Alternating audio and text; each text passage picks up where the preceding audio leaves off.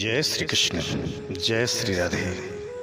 प्रिय साथियों, आइए आज पुनः अगले प्रसंग की ओर आपको श्रीमद् भागवत प्रशिक्षण में ले चलते हैं। जैसा कि पिछले वीडियो में आपको बताया गया, जीवन में सत्य, चित्त की अनुभूति और मन शांति होना चाहिए। जो श्लोक आपने श्रवण किया था पिछले प्रसंग में, सच्चिदानंद रूपाय विश्वेत्पत्त्यादि हेतवे तापत्रय विनाशाय श्री कृष्णाय वयं नमः। तो आपके जीवन में ये तीन बातें उतर जाएं, क्योंकि आप कथा प्रवक्ता बनने जा रहे हैं, कोई साधारण नहीं बनने जा रहे हैं। तो कथा प्रवक्ता में पहले क्या क्या होना चाहिए, ये जरूर आप ध्यान रखेंगे। सीधे डायरेक्ट ऐसे पुस्तक खोल करके यदि आप पढ़ने लगेंगे तो कहीं भी पराजित हो सकते हैं। आपको मैं गहराइयों से लेकर करके चल रहा हूँ, मुख्य आपके जड़ मजबूत कर रहा हूँ। इसके बाद ही आपको मैं आगे प्रसंग की ओर बढ़ाऊंगा। तो आप में ये तीन बात तो हो गई। अब अगली बात क्या होनी चाहिए? आप में भक्ति योग होना चाहिए।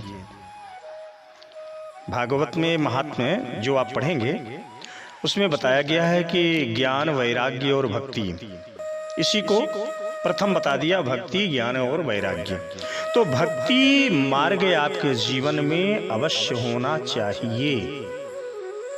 जब भक्ति मार्ग आपके जीवन में है तो ये समझ के चलिए कि परमात्मा आपके साथ है, और जब ईश्वर आपके साथ में है तो फिर आपको दुनिया वालों का साथ मिले या ना मिले, ईश्वर का साथ है, आप पकड़ के चलिए। भगवान की वाणी है, भगवान कहते हैं कि साधवो हृदयम मह्यम साधूनाम हृदयम तो हम मदज्ञ तेन जानन्ति नाहम तेभ्यो मनागपि। साधुओं का मैं हृदय हूं। साधु का मतलब जो भगवान का अकिंचन भक्त हो, वह भगवान का हृदय है, इसलिए भगवान से अलग कहाँ है।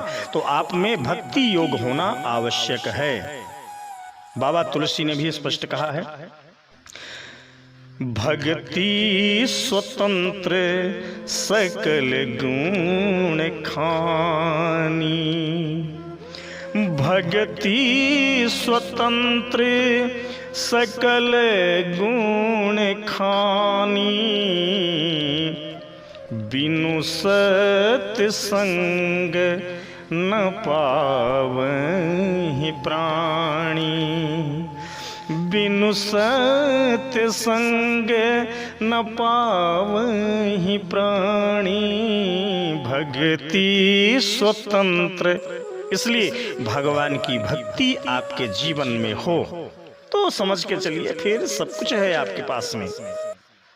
इसलिए भक्ति जीवन में अपना करके चलें।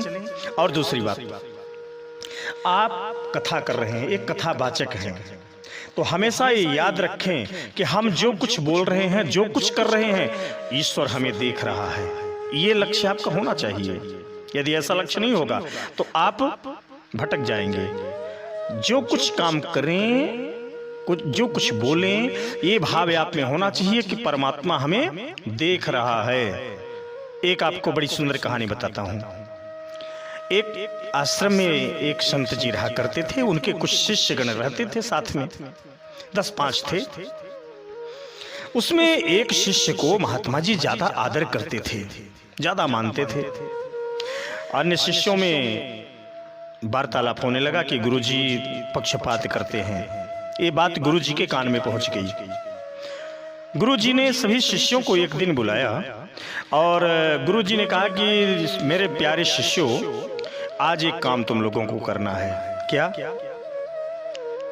गुरुजी एक एक मच्छर समझते हैं ना, एक एक मच्छर पकड़ के सभी के हाथ में दे दिए।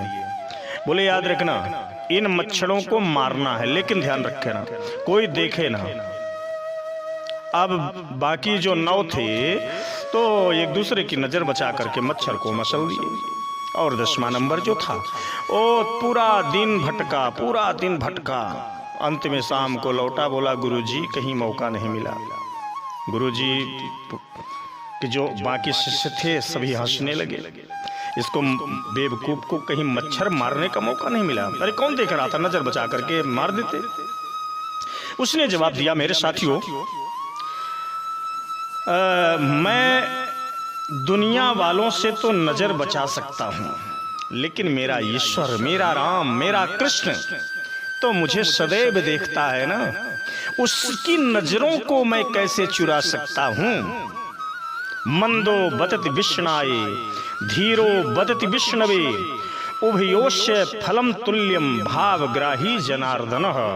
इसलिए मेरे प्यारे साथियों, इस बात को जरूर याद रखना, जब आप भक्ति मार्ग में प्रवेश करें तो ये बात आप याद रखना कि परमात्मा हमें देख रहा है, सब कुछ देख रहा है। जो कुछ हम कर रहे हैं, जो कुछ बोल रहे हैं, वह देख रहा है, सुन रहा है। जब हम उसे सुनाएंगे, उसे दिखाएंगे, तो हमारी अंतरात्मा में अच्छे से अच्छे शब्द स्फुटित होंगे और हम सभा को और समाज को, श्रोताओं को प्रसन्न कर सकेंगे अपनी वाचाल शक्तियों से।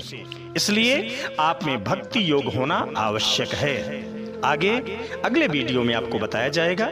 जय श्री कृष्ण, जय श्री राधे।